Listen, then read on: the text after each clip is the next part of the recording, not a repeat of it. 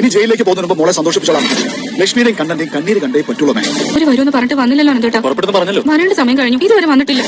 Hello guys, അങ്ങനെ നമ്മുടെ മഹാലക്ഷ്മി ഈ പ്രൊമോ, എന്റെ പൊന്നോ, വീണ്ടും ആ കുഞ്ഞിനെ ഇട്ട് കൊല്ലാക്കൊല ചെയ്യാൻ വേണ്ടി ഇവര് പഠിച്ച പണി 18 നോക്കുവാട്ടെ. എത്ര കിട്ടിയാലും പഠിക്കൂല എന്നുള്ളതാണ് നമ്മുടെ പ്രതാപന്റെ ഒക്കെ പോളിസി. എന്തായാലും പ്രതാപൻ നമ്മുടെ അമ്മയോട്, മുത്തശ്ശിയുടെ അടുത്ത് പറയുന്നുണ്ട്, ഞാൻ എൻ്റെ മകൾക്ക് വാക്ക് കൊടുത്തതാണ് തിരികെ ജയിലിലേക്ക് പോകുന്നതിന് മുമ്പ് എൻ്റെ മോളെ സന്തോഷിപ്പിക്കും ചിരിപ്പിക്കും എന്നത്, അതെനിക്ക് പാലിക്കണം അമ്മേ എന്നും പറഞ്ഞിട്ട് നമ്മുടെ അമ്മയോട് മകൻ പറയുന്നുണ്ടേ.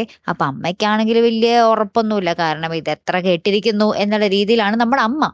അപ്പുറത്താണെങ്കിൽ നമ്മുടെ കുഞ്ഞിനെയും കൊണ്ട് ഇവര് എന്താ പറയാ ഓഫീസിലേക്ക് പോകുന്ന വഴി നമ്മുടെ ലേഖയുടെ വീട്ടിൽ കുഞ്ഞിനെ ഏൽപ്പിക്കുമെന്ന് പറയുന്നു.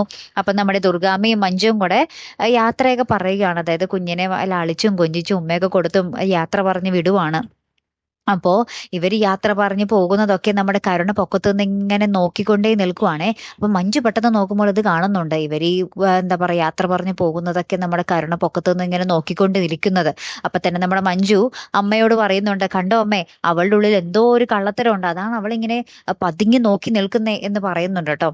അപ്പോ പിന്നീട് നമുക്ക് കാണുവാൻ സാധിക്കുന്ന കാഴ്ച എന്താണെന്ന് വെച്ചാൽ നമ്മുടെ ലേഖയും അനന്തും കൊണ്ട് ഭയങ്കര ടെൻഷനിൽ നിൽക്കുക. കാരണം അവര് പോരേണ്ട സമയം, ഇവിടെ വീട്ടിലെത്തേണ്ട സമയം കുറെ കഴിഞ്ഞു, എന്നിട്ട് അവരെത്തിയില്ലല്ലോ എന്നുള്ള രീതിയിൽ ഇങ്ങനെ ഭയങ്കര ടെൻഷൻ അടിച്ച് പുറത്തേക്ക് നോക്കി നിൽക്കുന്നുണ്ട്.